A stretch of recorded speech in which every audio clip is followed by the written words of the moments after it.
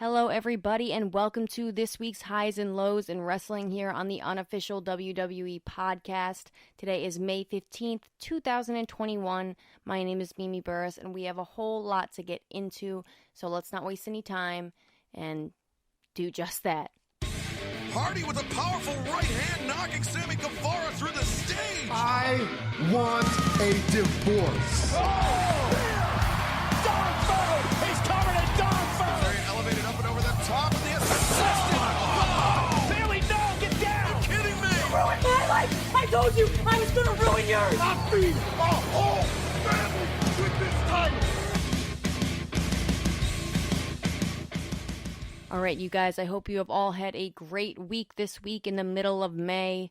I am turning a year older in a couple days, so it's all downhill from here. I don't know. Great start to this podcast. Let's be positive today, guys, because I am feeling positive. There was some really hopeful stuff this week that really didn't, go so well in my opinion. So there's a lot to talk about in the low category this week.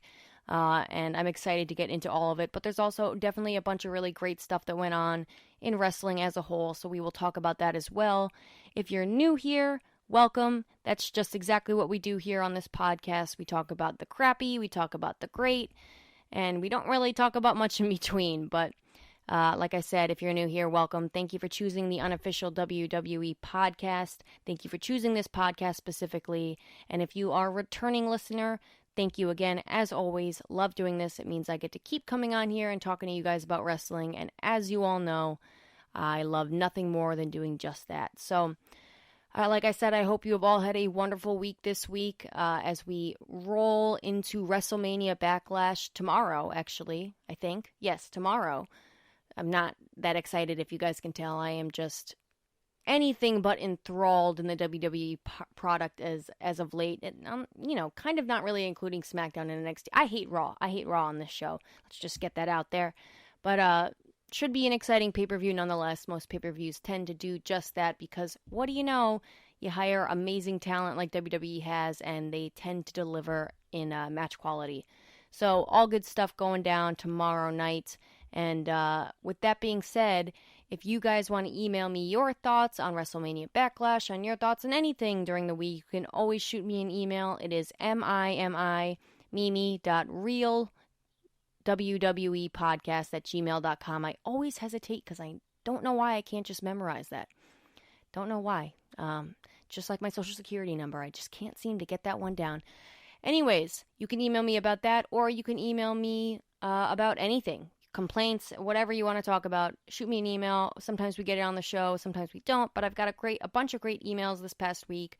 Some of you talking about how you agree with me about the picture-in-picture stuff, how it's really hard to pay attention, amongst many other topics. So love talking wrestling with you guys. If you don't get on the show, I will definitely make sure I get you an email back either way, because we are a big family, the universe, or wrestling fans, or whatever you want to call us. So always love having more and more people to talk about wrestling with.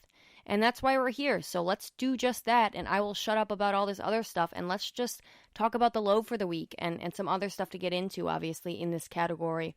A bunch went on this week, per usual. Raw was pretty bad, per usual. I mean, I don't know about you guys. And before we get into the official low, but I want to talk about this Raw main event real quick. Drew McIntyre versus Bobby Lashley. That was a WrestleMania kickoff, right? On night one, not the kickoff show. God, could you imagine? No, that was a WrestleMania, the uproar. Okay, that was the WrestleMania first match, night one. And we got it as a main event on Raw.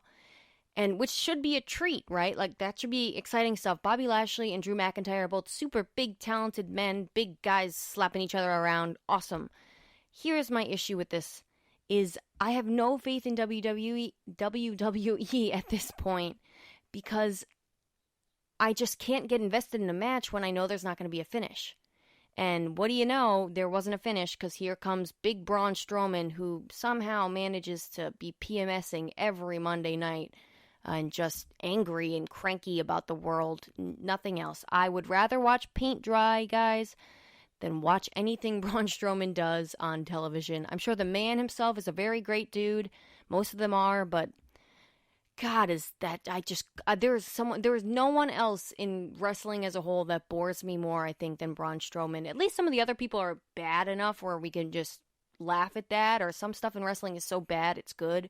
Braun Strowman is just a bore, man. Instead of yelling Braun when he comes out, he should yell bore, because that's all I feel about Braun Strowman. So, like, things like that bug me about stuff like that's on Raw. I can't get invested in a really good match, hopefully, like between Drew McIntyre and Bobby Lashley, because I know there's not going to be a finish. Already, the minute it's announced, I know there's not going to be a finish. So who cares? What's on the line here? Wins and losses don't matter. We all know Braun Strowman probably isn't winning at WrestleMania Backlash, and if he does, I'm quitting this podcast because I can't stand talking about Braun Strowman any more than we already do on this show. I'm not getting into the muscle t-shirts, guys. If you've heard me before, I'm not going down that route. We are not going down Braun Strowman man boob route.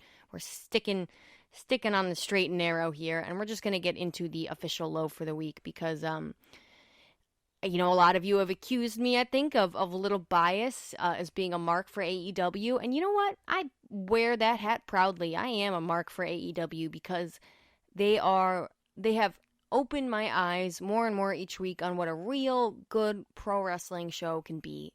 Focused around matches, long-term storytelling, all the good stuff that makes sense. Very, very few distraction finishes, all that other stuff. Very few false finishes, I guess is what I'm going for. Most matches end in either a tap out or a pinfall, is my point. And things like that, you build a rapport with your fans. So when you have a really crappy show like this week, and not so awesome ending to Blood and Guts last week, like these things, are forgivable because for the most part the product's really awesome. So yeah, guys, I am a mark for AEW, and I'm okay with that. But nonetheless, as I say all that, this week's low is actually going to AEW. So, all of you accusing me of bias, I laugh in the face of that. But yes, this week's low is going to AEW, and it is going to the Pinnacle's Coronation segment. Because I don't really think I recorded the AEW Dynamite review show right after the show, and I try to do that so I can get the stuff out to you guys as quick as possible, but the problem with that is a lot of the times I don't let a lot of things sit in. For example, this week, particularly like that Cody Rhodes promo. When I go back and really look at that, I don't think I was critical enough on that. I think he said a lot of things that didn't need to be said, and I think something like a pro-America promo just doesn't work in 2021, and it's so unnecessary. So, like, little things like that, it's kind of hindsight, I realize a little bit more, so we'll see. Maybe I'll take a little bit more of a breather before I jump right into the review shows, but this was another thing that I feel like I needed a little more time to soak in to really realize how bad this was, because, again, I don't think I was critical enough about it. So for those of you who are not AEW avid watchers, or for those of you who missed it this week, the Pinnacle is a group led by MJF, including Shawn Spears, technically Tully Blanchard, I guess, FTR, and Wardlow. And the Inner Circle is a group that's Chris Jericho at the head of it. And then you got Sammy Guevara, Santana and Ortiz, and I always want to say Jake Hager. God damn it, Jack Swagger is in my head still. So yeah. These two guys obviously met last week at Blood and Guts, and this week was supposed to be the Pinnacle Coronation. What I expected and what should have happened, in my opinion, this week was the Pinnacle comes out. They looked great. MJF looks like an idiot in his crown and pink suit. It was hilarious. I loved it. They should have came out. MJF should have, cut his scalding MJF promos. You should have never given the microphone to Tully Blanchard. I ripped him a new one enough on that review show. So if you want to hear about that and you haven't, go check that review show out. It's on Patreon, Spotify, all the places you get your podcasts from. So yes, that was bad. No one else talked. And MJF MJF cut a B to a C plus promo in MJF standards.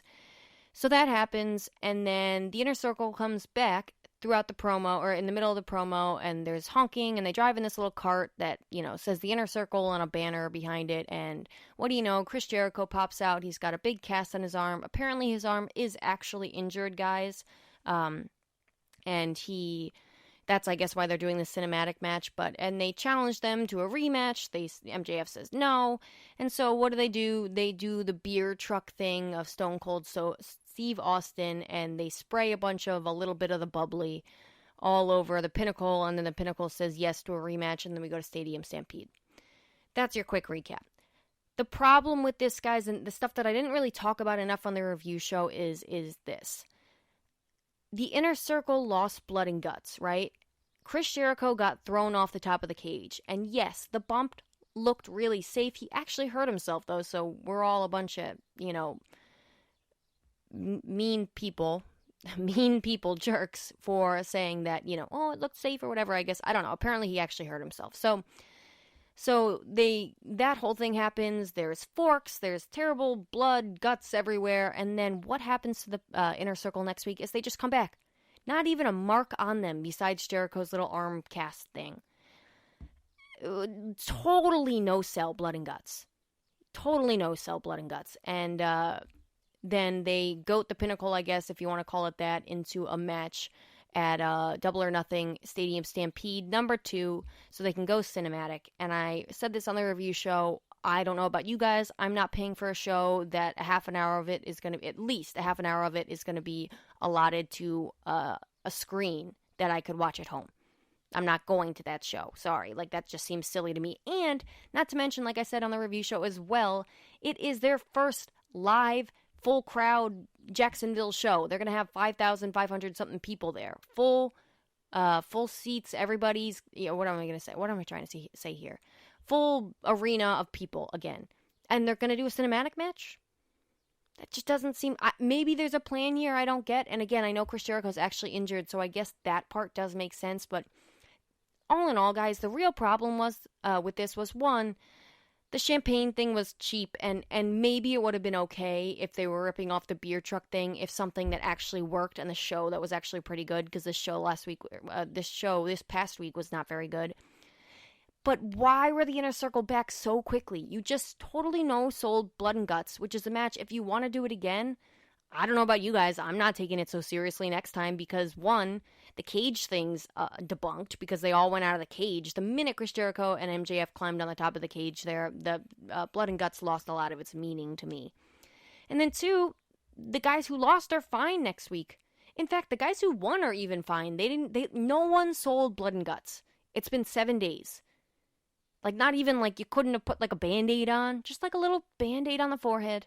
Something to show that, we were in a brutal battle last week on either side. So that big problem number one, cheesy beer truck thing, I let him get away with it, but really just didn't work for the timing because, again, why were they even back in the first place? And then the big issue with all this is the best thing about AEW is the unscripted promos and that the wrestlers get a lot of freedom to do what they want to do and their characters and all that other stuff. All that's great, right? And, we all know at the top of all of those people are probably the Kenny Omegas and the Cody Rhodes and the Chris Jerichos who probably have the most creative freedom, Jon Moxley's. But when you have this amount of creative freedom, and I almost wanted to make a Hulk Hogan WCW reference, but it's not even close. I'm not even going to go there. But when you have this amount of creative freedom like Chris Jericho did, this has Chris Jericho written all over it. And so I don't think Tony Khan is the mastermind behind this. I think this is Chris Jericho. Because I think Chris Jericho is just a little too Chris Jericho for his own good sometimes. Chris Jericho is the master. If you listen to the Stone Cold podcast, he talked about how he ripped his debut on Raw when The Rock was out and he's facing the other way. He ripped that off of Michael Jackson. He is good at taking these things that have happened, whether it's in wrestling or not in wrestling, and using them to his character in whatever way. This was just flat out. There was no creativity behind it, I guess. It was just we all knew what the ripoff was of it, and it didn't work. I don't know how else to put it in other words than that. It just didn't work. So, moving on from that, guys, that's my low for the week. I have faith that the Stadium Stampede thing is going to be good, but you just, even the Stadium Stampede thing undersells Blood and Guts. Stadium Stampede is it was fun for its time, a cinematic match, whatever. Blood and Guts should have been the end-all, be-all. And if you wanted to start with the finale and then go towards stuff that was, a little less gory and violent and all that stuff, I would have gone for like the one-on-one matches or the two-on-two matches or something like this. But this has Chris Jericho's name all over it. Like I said, guys, look no further than the Cody Rhodes promo. That was all him. You could tell. I bet nobody had the balls to tell him, Cody, maybe you shouldn't go out and be all American like that. Probably isn't the time for that. But he's Cody Rhodes, so are you really going to tell him no? So little things like that. Again, I think the pros totally outweigh the cons in like 2 bad segments on AEW versus like all the great unscripted promos we get from Jon Moxley and everybody else, MJF most of the time, all this stuff. The pros outweigh the cons, but this is the dark side, no pun intended. If you guys have been watching that, by the way, totally recommend the Dark Side of the Ring. Really good stuff. But this is the dark side of, if your wrestlers are allowed to have this much creative freedom, sometimes the guys who have the most creative freedom can go unchecked and things like this can happen. So that's my thoughts on all that. That's your official low for the week, guys. AEW. I am unbiased. Ha! All right, let's move on to some of the good stuff this week and get into our high for the week. So before we get into the official high for the week, I do want to quickly mention this, and I'll probably say it again on the review show coming up this week on Thursday or Wednesday night. On the AEW Dynamite review show I do here. Orange Cassidy versus Pac. As I struggled to say Pac's name like 5 times, I remember that morbidly. Orange Cassidy versus Pac. I, obviously, like I said before, when I review things right after the show, the news doesn't come out right away and I don't see things. But I obviously did see later on the next day or Thursday morning that Orange Cassidy had actually been knocked out and injured himself. So that is why the match ended the way it did, not because that was the original plan. So I would like to retract my statement about all that stuff. I think it's really hard to criticize anything that was done on the fly. Booking on the fly like that is not an easy job. Do I think they could have come up with something better? Probably. But obviously the health and the safety of the wrestlers always comes first. So I do want to quickly mention that I learned about the fact that Orange Cassidy was knocked out and the original plan was to go to the 20-minute draw that I had actually booked. Would have been a better idea. And that the Kenny Omega interference thing was just a call on the fly. So I want to throw that out there. They did the best they could with the situation they had. And again, sounds like Orange Cassidy is okay, but always in keeping with the wrestler's safety as top priority. I think that was probably the best move that they could have done. Safety-wise, booking-wise, maybe they could have come up with something better, executed a little bit better. But again, it's hard to criticize anything that you have to call on the fly like that. So wanted to mention that real quick. And in the same vein, also, talking about highs of the week or the good stuff of the week, I really like that match on Raw between Humberto Carrillo and Sheamus. Obviously, again, really tough thing, a really tough spot that Humberto got injured. I think actually in the same vein as Orange Cassidy got injured, or at least similarly. Powerbomby stuff, sunset powerbomby stuff. It sounds like Humberto was okay as well from what I hear. Maybe you guys can correct me if I'm wrong about that, but just sad, it's nice to see Humberto on TV again. Super talented guy. He looks like he aged about 5 years. He doesn't look like a little kid anymore, which is a really good, he should give some notes to Dominic Mysterio maybe. I'm looking forward to what they do next with that. Hopefully they don't just scrap it because he got injured. Hopefully they continue to give him a shot because I think he's a really talented guy and there's a lot of potential there in that feud. I think Sheamus is doing a great job at what they're telling him to do. He is executing the chicken you-know-what as best as he can. So let me just throw that out there. And then, guys, for your official high for the week, I'm going, I don't want to call it simple, but I guess simple is the best way to put it. Simple booking, at least, to NXT. Again, 2 weeks in a row, the main event of NXT is taking my high for the week. And that was Santos Escobar versus Kushida, who was the Cruiserweight Champion, in a 2 out of 3 falls match. And this was really fun stuff, obviously. I mean, you've got 2 of some of the most talented wrestlers in the world in Santos Escobar and Kushida. I don't think that's a hot take. And this was just like there were, of course, the wrestling was phenomenal and a lot of great maneuvers and stuff like that. And like I said, they're both incredible. But Kushida and Santos Escobar didn't need to do any more than that. Just be talented wrestlers. They didn't need to be shock booking or anything like that. Like, the perfect way for a 2 out of 3 falls match to go is the heel gets the first fall, unless it's like a disqualification thing where the heel hits the babyface with a chair and then gets the next fall or whatever it is, and gets the advantage. But the heel gets the first fall, babyface gets the second, and you go to the third. Or heel maybe 1, 2, 3. 1, 2. That's kind of my thinking on the best way to have a 2 out of 3 falls match. And that's exactly what they did. They didn't need to do anything fancy or fun here. Not fun. Fancy or different just to be different. Like, they just stuck with the good formula, and sometimes that ends up making the best matches. Most of the time it does. And that's exactly what this was. You know, Santos Escobar got the first fall in a great phantom driver. Pin was a little bit funky, but who cares about that?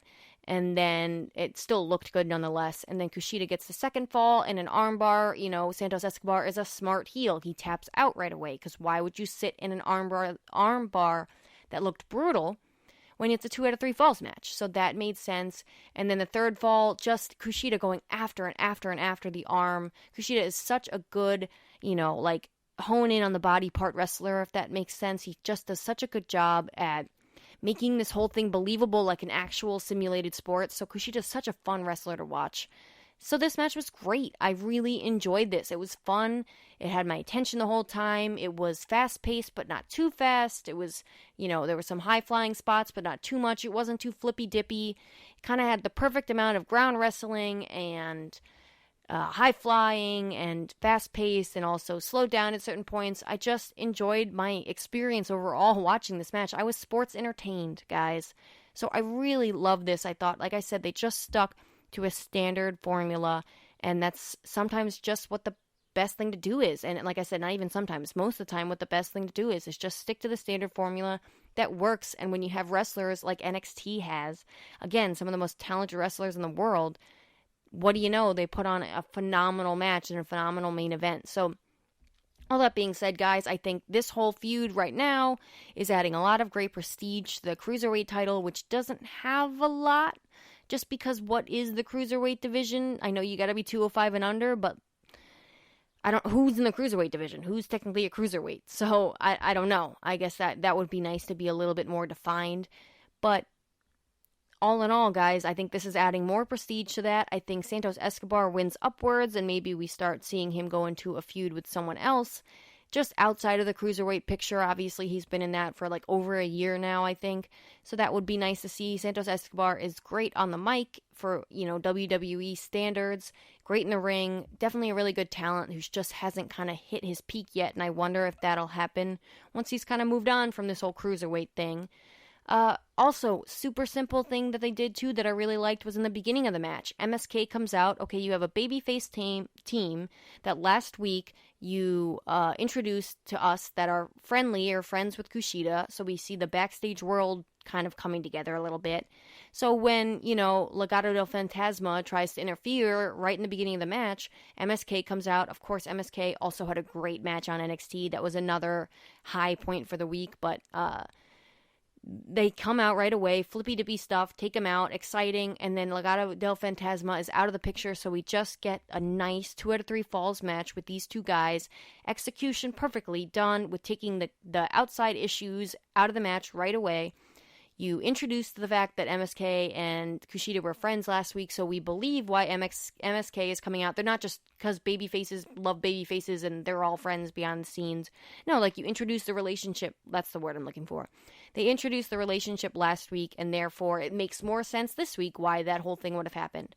And again, on top of that, right, more good stuff. You've got this whole great feud going on with Legado del Fantasma and MSK, so you had another layer in this match of just simple, great booking, guys. It can be this easy. It can be this simple. And NXT gets, you know, a tip of the hat this week for doing just that.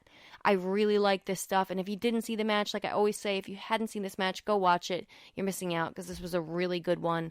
I know a lot of you only really get to watch Raw and SmackDown. And why would you just do that? If you have only 2 shows that you can watch on a weekly basis, NXT and AEW are your ways to go. Probably, I take that back. SmackDown's pretty good. I go back and forth with NXT or SmackDown. But SmackDown was really enjoyable this week, too. Side note, just want to throw that out there. I actually, although it was another, false finish, I really liked the ending to SmackDown as well. So, looking forward to WrestleMania Backlash coming up with the Cesaro Roman Reigns stuff. That's about the only match I'm looking forward to. They failed to really build a story unless you want to talk about this week. It was okayly done. Satisfactorily, is that a word? I'm going with it, guys. Satisfactorily done between Bayley and Bianca, but whatever. Who's next? Because there's they have built no one up on the women's division. Really, I'm waiting for Reckoning from Retribution, Mia Yim, to debut on SmackDown. Apparently she got traded to SmackDown. Still hasn't happened. Where's Carmella?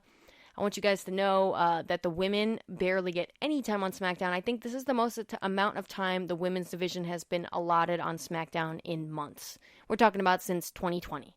So, not so great stuff going on there. But the main event picture on SmackDown looks great, and when that happens, a lot of that just trickles down into the rest of the card. Confused why this Intercontinental title picture stuff isn't happening this Sunday, but whatever, I guess, because TV matters more than pay-per-view. You guys have heard me talk about that before. And I'm going on a completely weird side tangent, so I'm going to wrap it all up right now with a pretty little bow and give you guys your random match recommendation of the week, which is none other than... I'm switching up on you guys this time. I'm giving you an AEW random match recommendation because I know I usually stick to WWE. We're going Cody Rhodes versus Darby Allin for the TNT title at Full Gear in November 7th of 2020 to celebrate the loss of the TNT title via Miro this week on AEW. Go check that match out, guys. Again, November 7th, 2020. Darby Allin versus Cody Rhodes for the TNT title. Great stuff. And that's your random match recommendation for the week. And that is all from me. I hope you guys have a great rest of your week. I hope you enjoy WrestleMania Backlash. I'm sure we will get into plenty of it next week on the highs and lows in wrestling. So, like I said, guys, that's all from me, and I will talk to you next time.